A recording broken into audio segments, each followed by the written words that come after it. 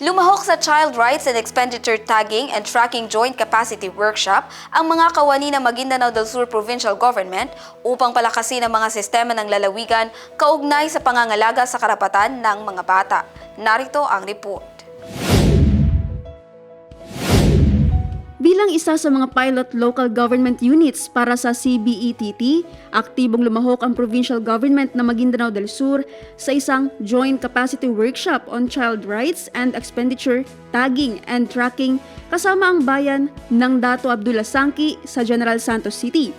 Suportado ng LGU ang ganitong uri ng mga aktibidad alinsunod sa pangako ng provincial government na mag-institutionalize ng mga mekanismo para sa transparency, accountability at efficient tracking ng pondo at programang nakalaan para sa mga bata.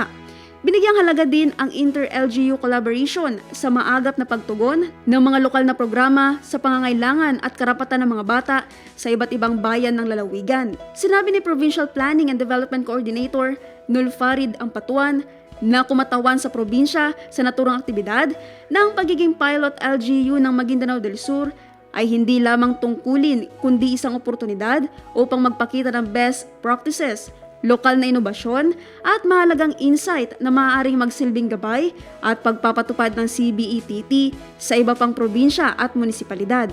Kinikilala rin niya ang mahalagang papel ng mga civil society organizations tulad ng UNICEF, Social Watch Philippines at Council for the Protection of Children at pagtataguyod ng child rights governance.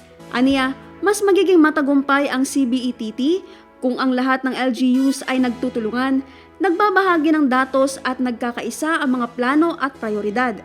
Layunin ng workshop na palalimin ang pag-unawa sa proseso ng CBETT, palakasin ang technical capacity ng mga kalahok sa data gathering at analysis, at isulong ang mas pinag-isang aksyon mula sa provincial at municipal governments.